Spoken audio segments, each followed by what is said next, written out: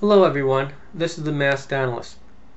This video is in response to Wattagecat's video entitled Ray Lost and Tired.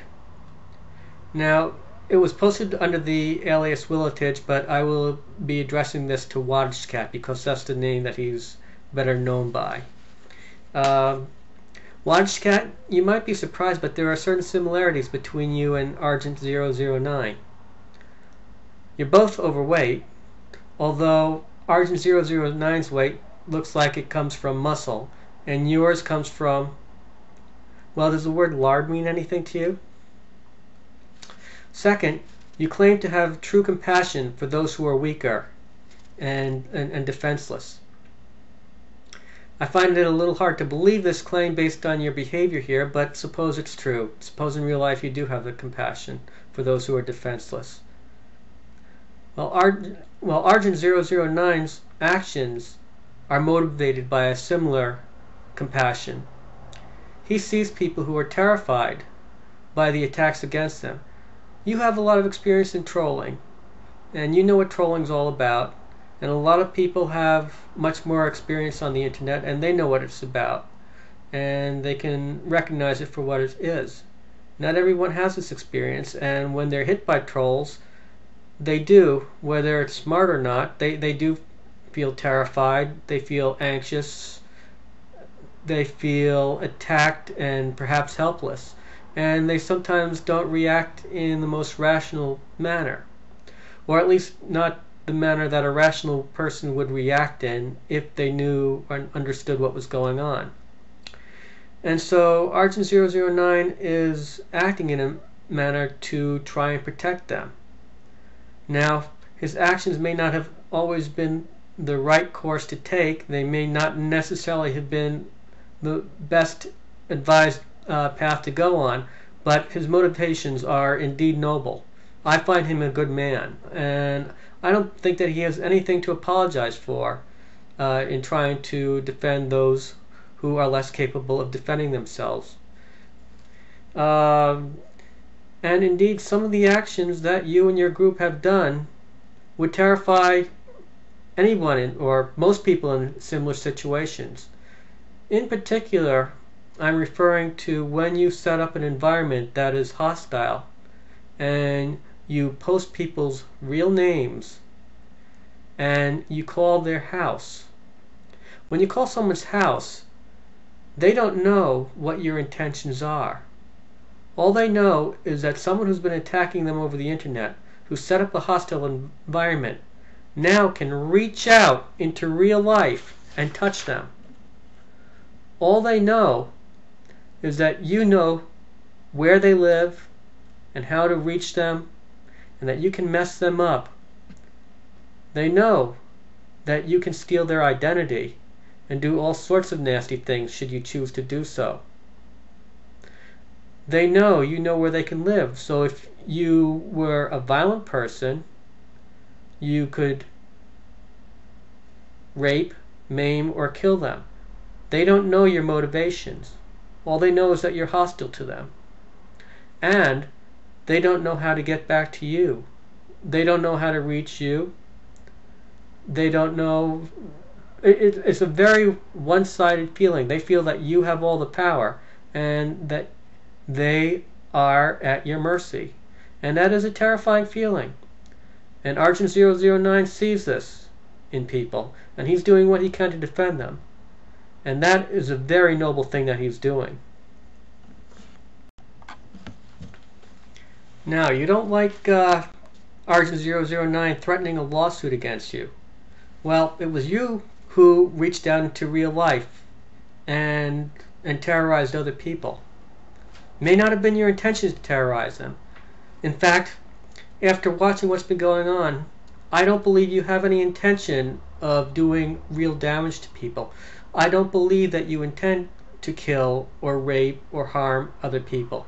I'm not as certain about identity theft, especially if what Agent 009 claims is true, that you did indeed call a pizza place and order a pizza in his name. That is a mild form of identity theft, not as severe as trying to wreck someone's credit history, say, but it is a mild form of identity theft. And under these circumstances, I don't think he has anything to apologize for in trying to get you guys sued in order to stop this. It may not have been the most advisable course to take. It's not the course that I would have taken. But under the circumstances, I don't think he has anything to apologize for. But even if he did, and even if he felt that he had something to apologize for, you demand that he come over to IRC, to Ed IRC for, I think you called it an ARB discussion or something like that, and apologize, and maybe some of the stuff that you put up there will get removed, but you couldn't promise it. Why should he trust you? Why should anybody trust that this is a realistic offer intended to smooth out the situation, to come to some sort of a terms or agreement, or a peace offering, if you will? It could be that, or it could just be like Lucy holding the football to Charlie Brown, egging him on. Go ahead, Charlie Brown. You can kick that football. Go ahead. Go for it. I promise I won't pull it away. And you know the drill. Charlie Brown goes after the football, tries to kick it, and whoops, ends up flat on his back. Could very well be that when someone goes on to your IRC, that you'll just be using this as a method in which to provoke them to say something stupid, and then use that as an opportunity for further lulls. In other words, it could very well be just a setup for further humiliation. And so if I were in his place, unless I could see a sign of goodwill or a reason to even begin a discussion, I probably wouldn't be discussing things with you to try and arrange a settlement. Now, I'm not in his place, so I'm more than willing to engage in an argument. Maybe not on IRC, but certainly, or argument is too strong a word, a debate. Maybe not on IRC. Maybe I will come on IRC eventually, but certainly here in this forum. Let's see, what other points did I want to discuss? Well, you did demand that he delete his video, delete his account, and get off of MySpace. In fact, that was a similar demand that you made of Peppermint Patty and that you made of Braves Girl 5. Kind of funny, that demand. I read through Encyclopedia Dramatica, and a certain theme comes through, and that is the promotion of freedom of speech, that you want to see the internet preserved so that people can have the maximum freedom of speech. Yet you try and drive people away from YouTube. Looks like a contradiction to me.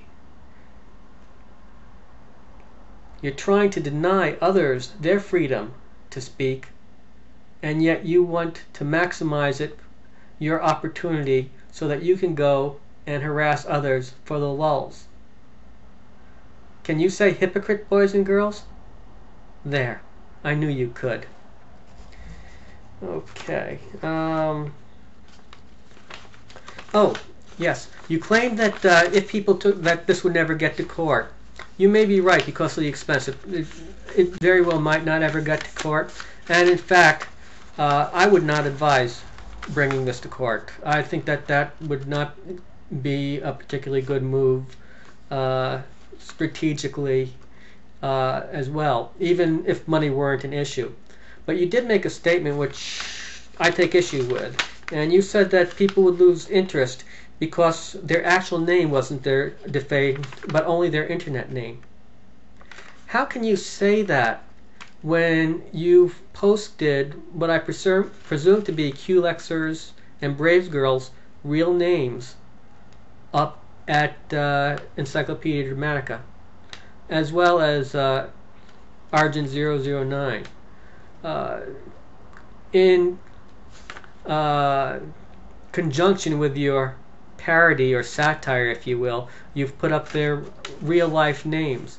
And how you could say that this is just in the realm of the internet fiction and nobody's real names are being sullied is quite truthfully beyond me. Maybe you would be able to explain that. Even if you hadn't posted their real names, I don't think it's quite as simple as you portray it to be. Now, in the days of message boards where people had aliases, and you could change aliases like you could change underwear, and no one was able to correlate a given alias to a real life person, then yes, you cannot defame an alias at all. No questions asked. That's clear cut, black and white. You can't do that. You can't. It's impossible to defame a pure alias. But in the video world of YouTube, things are a bit murkier, and I suspect that there haven't been any real court cases to try this. Certainly not in the higher courts. I expect that this will be an area of developing law.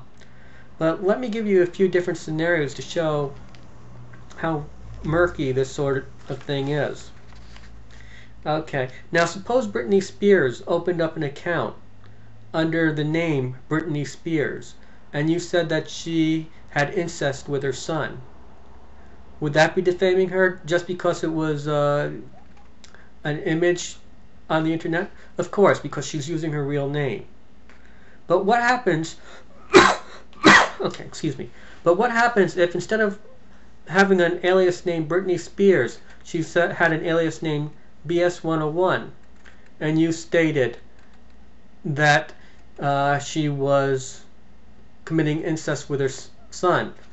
Now, even though you hadn't said Britney Spears was committing incest, everyone would know it was Britney Spears because everyone knows who she is. So, in that case, would this be defamation against a real life person? Obviously, I think it would be. Now, suppose you had some lesser known celebrity, say someone who's only recognized by, say, 1 in 5 people or 1 in 10 people, like Jeff Bodine from NASCAR, and you stated, and he signed up under the alias of, say, XYZ NASCAR or whatever, and you said that he was a pedophile. Would that be defamatory?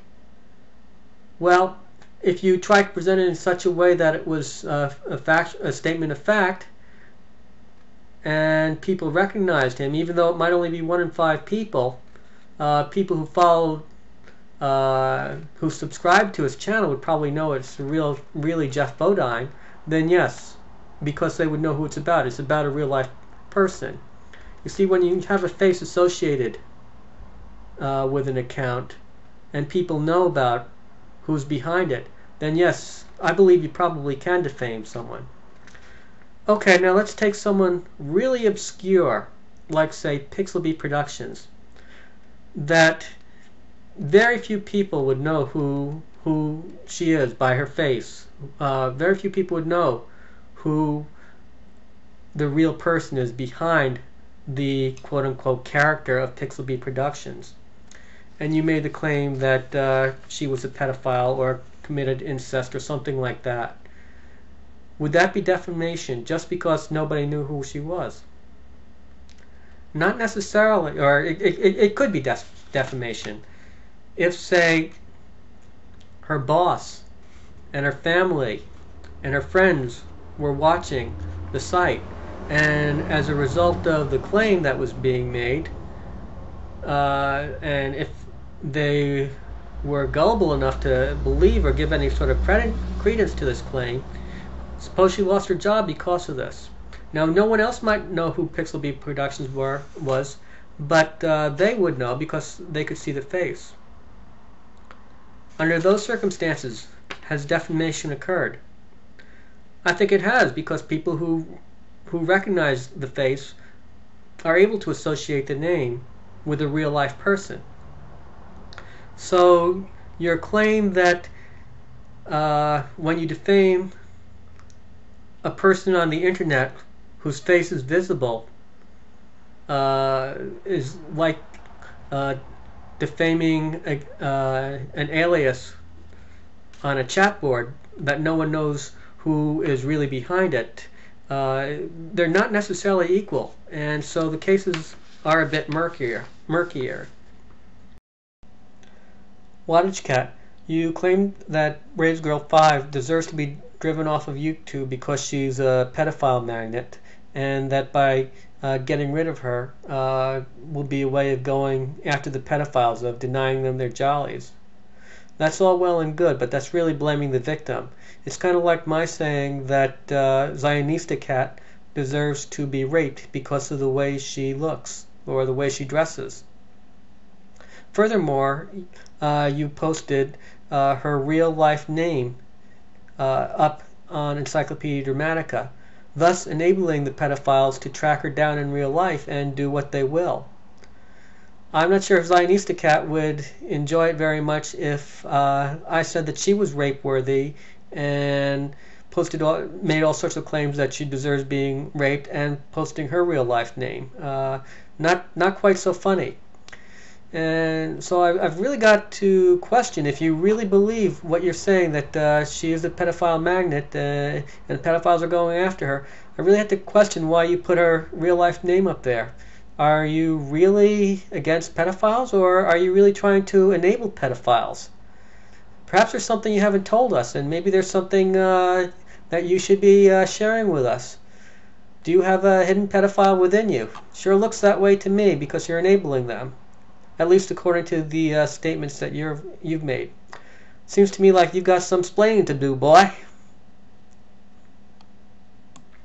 Finally, you ask, what is a hater? Now, I can't speak for anyone else, but here's my definition. Well, let me say what a hater isn't first. A hater isn't someone who puts up a comment on your board saying, you suck, or get a life, or something like that. Well, it might be someone who's defined as a hater, but not at a level that I would consider even paying attention to. I'd call them more like a gnat, or a bit annoying, perhaps, but nothing of any consequence. A true hater would be someone who, say, posts death threats, or does something intimidating, or who posts vicious, perhaps you could call it satire, in conjunction with releasing the real-life names of people, demanding that they get off of YouTube, and calling their house. That certainly crosses over the line into what I would call genuine hater category and beyond. That behavior is unacceptable. I believe that behavior certainly should be, or I believe that behavior is illegal, and if it's not, it certainly should be. It's one thing when things stay on the internet. It's another thing when they cross over into real life. And you, my friend, have crossed over the line. This has been the Masked Analyst, under and in.